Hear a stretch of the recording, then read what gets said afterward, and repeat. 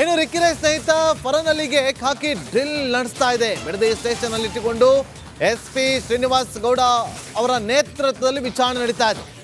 ಮಣಿಪಾಲ್ ಆಸ್ಪತ್ರೆಯಲ್ಲಿದ್ದಂಥ ಫರನ್ ಅಲಿ ಅಲ್ಲಿಂದ ಆತನನ್ನ ಕರ್ಕೊಂಡು ಬಂದು ಮಾಹಿತಿಯನ್ನ ಕಲೆ ಹಾಕ್ತಿದ್ದಾರೆ. ಫರನ್ ಅಲಿ ಮೊಬೈಲ್ ಕೂಡ ಪರಿಶೀಲನೆ ಮಾಡಿದಂಥ ಪೊಲೀಸರು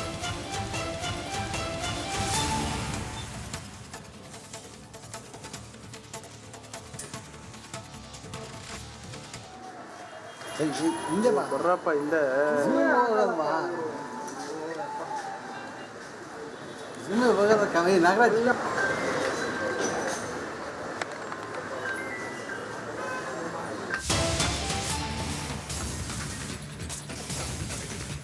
ರಿಕ್ಕಿರೆ ಶೂಟೌಟ್ ಕೇಸ್ ಬೆದರಿಸೋದಕ್ಕೆ ಖಾಕಿ ತನಿಖೆಯನ್ನು ಚುರುಕುಗೊಳಿಸಿದೆ. ಆರೋಪಿಗಳ ಪತ್ತೆಗೆ ವಿಶೇಷ ತಂಡಗಳನ್ನು ರಚನೆ ಮಾಡಿಕೊಂಡಿದ್ದಾರೆ. ಬಿಡದಿ ಪೊಲೀಸ್ ಠಾಣೆಯಲ್ಲಿ SP ಶ್ರೀನಿವಾಸ್ ಗೌಡ ಅವರ ನೇತೃತ್ವದಲ್ಲಿ ಪೊಲೀಸರ ಜೊತೆಯಲ್ಲಿ ಮೀಟಿಂಗ್ ಅನ್ನು ಕೂಡ ಮಾಡಿದ್ದಾರೆ. DYSPಗಳ ಜೊತೆ ಮೀಟಿಂಗ್ ಅನ್ನು ನಡೆಸಿದ್ದಾರೆ. 3 ಪ್ರತ್ಯೇಕ ವಿಶೇಷ ತಂಡಗಳನ್ನು ರಚನೆ ಮಾಡಿರುವಂತಹ Ramanagara SP, Magadi DYSP, Ramanagara DYSP, ಸೆನ್ ಪೊಲೀಸ್ ಠಾಣೆಯ DYSP ಅವರ ನೇತೃತ್ವದಲ್ಲಿ 3 ತಂಡ ರಚನೆಯಾಗಿದೆ. ಒಂದೊಂದು DYSP ತಂಡಕ್ಕೆ ಒಂದೊಂದು ಕೆಲಸವನ್ನ ವಹಿಸಿದ್ದಾರೆ. ಟೆಕ್ನಿಕಲ್ ಆಯಾಮದಲ್ಲಿ ತನಿಖೆಯನ್ನು ನಡೆಸೋದಕ್ಕೆ, ಫಿಸಿಕಲ್ ಆಯಾಮದಲ್ಲಿ ತನಿಖೆಯನ್ನು ನಡೆಸೋದಕ್ಕೆ, ಸೈಂಟಿಫಿಕ್ ಆಯಾಮದಲ್ಲೂ ಕೂಡ ತನಿಖೆಯನ್ನು ನಡೆಸೋದಕ್ಕೆ 3 DYSPಗಳನ್ನ ಈಗ ಅವರ ನೇತೃತ್ವದಲ್ಲಿ ಟೀಮ್ ಅಂತ ರೆಡಿ ಆಗಿದೆ. ಬಿಡದಿಯಲ್ಲಿ ಅದ್ರ ಸಂಬಂಧಿತವಾಗಿ ಇವಾಗ ಆಲ್ರೆಡಿ ಒಂದು FIRನ ನಾವು ದಾಖಲಿಸ್ಕೊಂಡಿದ್ದೀವಿ. ಇನ್ವೆಸ್ಟಿಗೇಷನ್ನ ಮುಂದುವರಿಸಿದ್ದೀವಿ. ಸದ್ಯಕ್ಕೆ ಏನು ಗಾಯಾಳುವಿದ್ದಾರೆ ಅವರು ಒಂದು ಖಾಸಗಿ ಆಸ್ಪತ್ರೆಯಲ್ಲಿ ಚಿಕಿತ್ಸೆ ಪಡೆಯುತ್ತಿದ್ದಾರೆ. ಫರ್ದರ್ ಅವಳ ಹೇಳಿಕೆಯನ್ನು ತಗೊಂಡಿದ್ದೀವಿ. ಮುಂದಕ್ಕೆ ತನಿಖೆಯನ್ನು ನಾವು ಆದಷ್ಟು ಬೇಗ ಪೂರ್ಣಗೊಳಿಸ್ತೇವೆ ನಂಬಿಕೆಯಲ್ಲಿದ್ದೀವಿ. ಸದ್ಯಕ್ಕೆ ಇಲ್ಲಿ ತನಕ ದೊರಕಿರೋ ಮಾಹಿತಿಯಲ್ಲಿ ಒಂದು ಗನ್ನನ್ನು ಯೂಸ್ ಮಾಡಿದ್ದಾರೆ. ಅದನ್ನು ಏನು ಯೂಸ್ ಮಾಡಿದ್ದಾರೆ ಗನ್ನನ್ನು ಅದರ ಮೇರೆಗೆ ನಾವು ತನಿಖೆಯನ್ನು ಮುಂದುವರಿಸಿದ್ದೀವಿ. ಜೊತೆಗೆ ಇನ್ನು ಯಾರ್ಯಾರು ಇದಕ್ಕೆ ಸಂಬಂಧಿತವಾಗಿ ಏನು ವಿಕ್ಟಿಮ್ಮು ಹೇಳಿಕೆಯಲ್ಲಿ ಅವರು ಕೊಟ್ಟಿದ್ದಾರೆ, ಅವ್ರಿಗೆ ಏನು ಅನುಮಾನ ಇದೆ ಅಂತ ಅವ್ರನ್ನೆಲ್ಲನೂ ನಾವು ಸಂಪರ್ಕಿಸಿ ಇನ್ನೂ ಹೆಚ್ಚಿನ ಮಾಹಿತಿಯನ್ನು ನಾವು ಕಲೆ ಹಾಕೋಕ್ಕೆ ಪ್ರಯತ್ನ ಪಡ್ತೀವಿ. ನಿನ್ನೆ ರಾತ್ರಿ ನಿಮ್ಗೆ ಗೊತ್ತಿದೆ, ತಡರಾತ್ರಿ 12 ಗಂಟೆಯಿಂದ 1 ಗಂಟೆವರೆಗೂ ಅವರೇನು ಬಿಡದಿಯಿಂದ ಬೆಂಗಳೂರಿಗೆ ಹೋಗಬೇಕಾಗಿರುತ್ತೆ. ಅಂಥ ಸಂದರ್ಭದಲ್ಲಿ ಅವರ ಮನೆಯ ಹೊರವಲಯದಲ್ಲಿ ಕಾಂಪೌಂಡಿನ ಆಚೆ ಈ ಒಂದು ಘಟನೆ ನಡೆದಿದೆ. ಇನ್ನೂ ಹೆಚ್ಚಿನ ಮಾಹಿತಿಯನ್ನು ಅವರು ಚಿಕಿತ್ಸೆ ಪಡೆಯುತ್ತಿರೋದ್ರಿಂದ ಅವರು ಒಂದ್ಸತಿ ಡಿಸ್ಚಾರ್ಜ್ ಆಗಿದ್ದ ಕೂಡಲೇ ಅವರಿಂದ ಹೆಚ್ಚಿನ ಮಾಹಿತಿಯನ್ನು ತೆಗೆದುಕೊಳ್ತೀವಿ. ಇನ್ನು ರಿಕ್ಕಿರೆ ಸ್ನೇಹಿತ ಫರನ್ ಅಲಿಗೆ ಖಾಕಿ ಡ್ರಿಲ್ ನಡೆಸ್ತಾ ಇದೆ. ಬಿಡದಿ ಸ್ಟೇಷನ್ ಅಲ್ಲಿ ಇಟ್ಟುಕೊಂಡು SP ಶ್ರೀನಿವಾಸ್ ಗೌಡ ಅವರ ನೇತೃತ್ವದಲ್ಲಿ ವಿಚಾರಣೆ ನಡೀತಾ ಇದೆ. ಮಣಿಪಾಲ್ ಆಸ್ಪತ್ರೆಯಲ್ಲಿದ್ದಂಥ ಫರನ್ ಅಲಿ ಅಲ್ಲಿಂದ ಆತನನ್ನ ಕರ್ಕೊಂಡು ಬಂದು ಮಾಹಿತಿಯನ್ನ ಕಲೆ ಹಾಕ್ತಿದ್ದಾರೆ. ಫರನ್ ಅಲಿ ಮೊಬೈಲ್ ಕೂಡ ಪರಿಶೀಲನೆ ಮಾಡಿದಂಥ ಪೊಲೀಸರು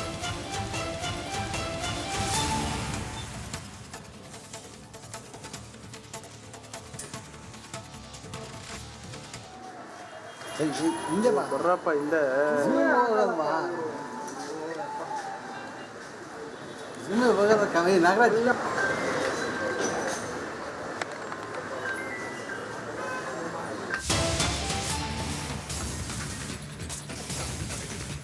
ರಿಕ್ಕಿರೆ ಶೂಟೌಟ್ ಕೇಸ್ ಬೆದರಿಸೋದಕ್ಕೆ ಖಾಕಿ ತನಿಖೆಯನ್ನು ಚುರುಕುಗೊಳಿಸಿದೆ. ಆರೋಪಿಗಳ ಪತ್ತೆಗೆ ವಿಶೇಷ ತಂಡಗಳನ್ನು ರಚನೆ ಮಾಡಿಕೊಂಡಿದ್ದಾರೆ. ಬಿಡದಿ ಪೊಲೀಸ್ ಠಾಣೆಯಲ್ಲಿ SP ಶ್ರೀನಿವಾಸ್ ಗೌಡ ಅವರ ನೇತೃತ್ವದಲ್ಲಿ ಪೊಲೀಸರ ಜೊತೆಯಲ್ಲಿ ಮೀಟಿಂಗ್ ಅನ್ನು ಕೂಡ ಮಾಡಿದ್ದಾರೆ. DYSPಗಳ ಜೊತೆ ಮೀಟಿಂಗ್ ಅನ್ನು ನಡೆಸಿದ್ದಾರೆ. 3 ಪ್ರತ್ಯೇಕ ವಿಶೇಷ ತಂಡಗಳನ್ನು ರಚನೆ ಮಾಡಿರುವಂತಹ Ramanagara SP, Magadi DYSP, Ramanagara DYSP, ಸೆನ್ ಪೊಲೀಸ್ ಠಾಣೆಯ DYSP ಅವರ ನೇತೃತ್ವದಲ್ಲಿ 3 ತಂಡ ರಚನೆಯಾಗಿದೆ. ಒಂದೊಂದು DYSP ತಂಡಕ್ಕೆ ಒಂದೊಂದು ಕೆಲಸವನ್ನ ವಹಿಸಿದ್ದಾರೆ. ಟೆಕ್ನಿಕಲ್ ಆಯಾಮದಲ್ಲಿ ತನಿಖೆಯನ್ನು ನಡೆಸೋದಕ್ಕೆ, ಫಿಸಿಕಲ್ ಆಯಾಮದಲ್ಲಿ ತನಿಖೆಯನ್ನು ನಡೆಸೋದಕ್ಕೆ, ಸೈಂಟಿಫಿಕ್ ಆಯಾಮದಲ್ಲೂ ಕೂಡ ತನಿಖೆಯನ್ನು ನಡೆಸೋದಕ್ಕೆ 3 DYSPಗಳನ್ನ ಈಗ ಅವರ ನೇತೃತ್ವದಲ್ಲಿ ಟೀಮ್ ಅಂತ ರೆಡಿ ಆಗಿದೆ. ಬಿಡದಿಯಲ್ಲಿ ಅದ್ರ ಸಂಬಂಧಿತವಾಗಿ ಇವಾಗ ಆಲ್ರೆಡಿ ಒಂದು FIRನ ನಾವು ದಾಖಲಿಸ್ಕೊಂಡಿದ್ದೀವಿ. ಇನ್ವೆಸ್ಟಿಗೇಷನ್ನ ಮುಂದುವರಿಸಿದ್ದೀವಿ. ಸದ್ಯಕ್ಕೆ ಏನು ಗಾಯಾಳುವಿದ್ದಾರೆ ಅವರು ಒಂದು ಖಾಸಗಿ ಆಸ್ಪತ್ರೆಯಲ್ಲಿ ಚಿಕಿತ್ಸೆ ಪಡೆಯುತ್ತಿದ್ದಾರೆ. ಫರ್ದರ್ ಅವಳ ಹೇಳಿಕೆಯನ್ನು ತಗೊಂಡಿದ್ದೀವಿ. ಮುಂದಕ್ಕೆ ತನಿಖೆಯನ್ನು ನಾವು ಆದಷ್ಟು ಬೇಗ ಪೂರ್ಣಗೊಳಿಸ್ತೇವೆ ನಂಬಿಕೆಯಲ್ಲಿದ್ದೀವಿ. ಸದ್ಯಕ್ಕೆ ಇಲ್ಲಿ ತನಕ ದೊರಕಿರೋ ಮಾಹಿತಿಯಲ್ಲಿ ಒಂದು ಗನ್ನನ್ನು ಯೂಸ್ ಮಾಡಿದ್ದಾರೆ.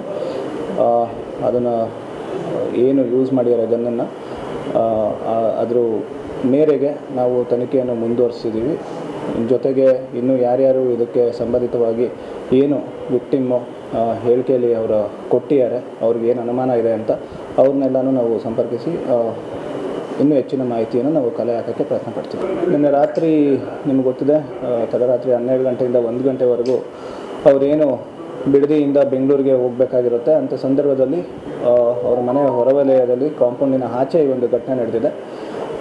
ಇನ್ನೂ ಹೆಚ್ಚಿನ ಮಾಹಿತಿಯನ್ನು ಅವರು ಚಿಕಿತ್ಸೆ ಪಡೆದಿರೋದ್ರಿಂದ ಅವರು ಒಂದು ಸತಿ ಡಿಸ್ಚಾರ್ಜ್ ಆಗಿದ್ದ ಕೂಡಲೇ ಅವರಿಂದ ಹೆಚ್ಚಿನ ಮಾಹಿತಿಯನ್ನು ತೆಗೆದುಕೊಳ್ತೀವಿ.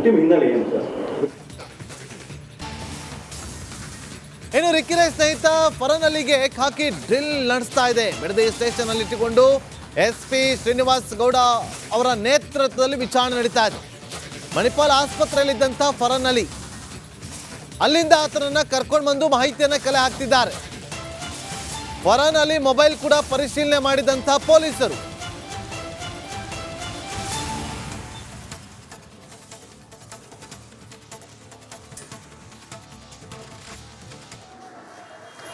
ಹಿಂದೆ ಬರ್ರಪ್ಪ ಹಿಂದೆ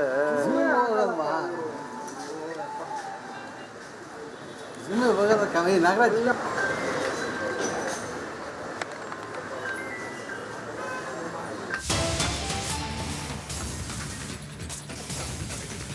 ರಿಕ್ಕಿರೆ ಶೂಟೌಟ್ ಕೇಸ್ ಭೇದಿಸೋದಕ್ಕೆ ಖಾಕಿ ತನಿಖೆಯನ್ನು ಚುರುಕುಗೊಳಿಸಿದೆ. ಆರೋಪಿಗಳ ಪತ್ತೆಗೆ ವಿಶೇಷ ತಂಡಗಳನ್ನು ರಚನೆ ಮಾಡಿಕೊಂಡಿದ್ದಾರೆ. ಬಿಡದಿ ಪೊಲೀಸ್ ಠಾಣೆಯಲ್ಲಿ SP ಶ್ರೀನಿವಾಸ್ ಗೌಡ ಅವರ ನೇತೃತ್ವದಲ್ಲಿ ಪೊಲೀಸರ ಜೊತೆಯಲ್ಲಿ ಮೀಟಿಂಗ್ ಅನ್ನು ಕೂಡ ಮಾಡಿದ್ದಾರೆ. DYSPಗಳ ಜೊತೆ ಮೀಟಿಂಗ್ ಅನ್ನು ನಡೆಸಿದ್ದಾರೆ. 3 ಪ್ರತ್ಯೇಕ ವಿಶೇಷ ತಂಡಗಳನ್ನು ರಚನೆ ಮಾಡಿರುವಂತಹ Ramanagara SP, Magadi DYSP, Ramanagara DYSP, ಸೆನ್ ಪೊಲೀಸ್ ಠಾಣೆಯ DYSP ಅವರ ನೇತೃತ್ವದಲ್ಲಿ 3 ತಂಡ ರಚನೆಯಾಗಿದೆ.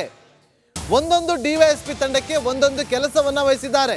ಟೆಕ್ನಿಕಲ್ ಆಯಾಮದಲ್ಲಿ ತನಿಖೆಯನ್ನು ನಡೆಸೋದಕ್ಕೆ, ಫಿಸಿಕಲ್ ಆಯಾಮದಲ್ಲಿ ತನಿಖೆಯನ್ನು ನಡೆಸೋದಕ್ಕೆ, ಸೈಂಟಿಫಿಕ್ ಆಯಾಮದಲ್ಲೂ ಕೂಡ ತನಿಖೆಯನ್ನು ನಡೆಸೋದಕ್ಕೆ 3 DYSPಗಳನ್ನ ಈಗ ಅವರ ನೇತೃತ್ವದಲ್ಲಿ ಟೀಮ್ ಅಂತ ರೆಡಿ ಆಗಿದೆ ಬಿಡದಿಯಲ್ಲಿ.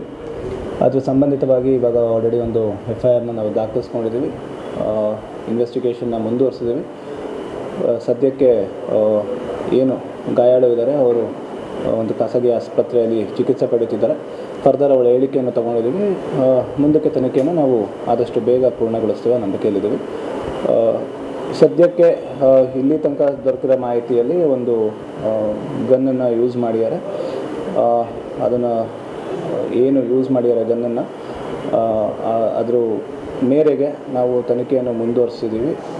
ಜೊತೆಗೆ ಇನ್ನೂ ಯಾರ್ಯಾರು ಇದಕ್ಕೆ ಸಂಬಂಧಿತವಾಗಿ ಏನು ವಿಕ್ಟಿಮ್ಮು ಹೇಳಿಕೆಯಲ್ಲಿ ಅವರು ಕೊಟ್ಟಿದ್ದಾರೆ, ಅವ್ರಿಗೆ ಏನು ಅನುಮಾನ ಇದೆ ಅಂತ ಅವ್ರನ್ನೆಲ್ಲನೂ ನಾವು ಸಂಪರ್ಕಿಸಿ ಇನ್ನೂ ಹೆಚ್ಚಿನ ಮಾಹಿತಿಯನ್ನು ನಾವು ಕಲೆ ಹಾಕೋಕ್ಕೆ ಪ್ರಯತ್ನ ಪಡ್ತೀವಿ. ನಿನ್ನೆ ರಾತ್ರಿ ನಿಮ್ಗೆ ಗೊತ್ತಿದೆ, ತಡರಾತ್ರಿ 12 ಗಂಟೆಯಿಂದ 1 ಗಂಟೆವರೆಗೂ ಅವರೇನು ಬಿಡದಿಯಿಂದ ಬೆಂಗಳೂರಿಗೆ ಹೋಗಬೇಕಾಗಿರುತ್ತೆ. ಅಂಥ ಸಂದರ್ಭದಲ್ಲಿ ಅವರ ಮನೆಯ ಹೊರವಲಯದಲ್ಲಿ ಕಾಂಪೌಂಡಿನ ಆಚೆ ಈ ಒಂದು ಘಟನೆ ನಡೆದಿದೆ.